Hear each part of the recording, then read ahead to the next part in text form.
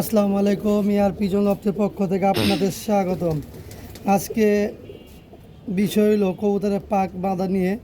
অনেক কবুতর প্রেমিক ভাইরা বলে যে ভাই বাচ্চা সারি কবুতর হারা জায়গা।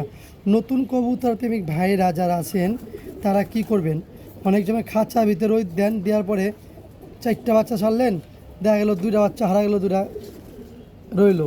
অনেক সময় সাথে যদি না বসতে পারে, না হাঁটতে পারে, ওই বাচ্চাটা অনেক কষ্ট হয়ে যায় নামতে।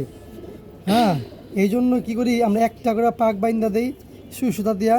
যারা পাক বাঁধতে পারেন না তাদের জন্য ভিডিও, যারা জানেন না নতুন ভাইদের জন্য ভিডিও, আর পুরান ভাইরা যারা আছেন সিনিয়র ভাইরা তারা তো অবশ্যই জানেন। এই জন্য আমি বলবো যে এই পাকটারে যদি একটা করে যদি পাক আপনারা বাইন্দা দেন, তা আমি মনে করি একটা করে পাক বাইন্দা দেওয়ার পরে তারপরে সাইডে হাঁটাইবেন। সাদের উপরে সাইডে হাঁটাইলে 2 দিন হাঁটাইলেই তারপর যদি পাক ছেড়া দেন, আলহামদুলিল্লাহ কবুতর বাচ্চা হারাবে না। কবুতর বাচ্চা আলহামদুলিল্লাহ হারাইব না। যদি কোনো বাচ্চা অনেক দূরে উঁচা সাদে বৈশা জায়গা, তারপর বাচ্চা হারাইবে না, বাচ্চা ইনশাল্লাহ আইসা পড়বে। এই ভিডিওটা বানার উদ্দেশ্য হলো নতুন কবুতর ভাই যারা আছে কবুতর পালেন এদের জন্য, যে ভাই বাচ্চা নতুন বাচ্চা ভাই করি 2 দিন রোদ দেয় তা বাচ্চা সারি, বাচ্চা তো নামে না, বাচ্চা নামার জন্য ভয় পায়, বাচ্চা হাঁটে না। এই জন্য আর কি নতুন ভাইদের জন্য বানা উদ্দেশ্য।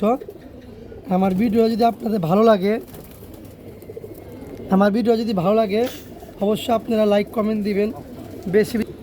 আমাদের ভিডিওটা যাতে ভালো লাগে নতুন কবুতর ভাইরা আমাদের পেজটারে শেয়ার দিবেন, বেশি লাইক দিবেন, অবশ্যই কমেন্ট করবেন। নতুন ভিডিও পাওয়ার জন্য আমাদের পাশে থাকবেন। আর আপনাদের কোনো মতামত থাকলে আমাদের কমেন্ট করে জানাবেন। আর আমার যদি ভিডিওতে কোনো ভুল থাকে অবশ্যই কমেন্টে জানা দিবেন। আপনারা ভালো থাকবেন। আর সবাই আমার ভিডিওর দেখা যতটুকু পারেন চেষ্টা করবেন। আমি যে জিনিসটা উপকার পাই, যে জিনিসটা ভালো লাগে তাই আমি ভিডিও করি। আমি যা ভিডিও করি নিজের ইচ্ছাবান ভিডিও করি। আসসালামু আলাইকুম।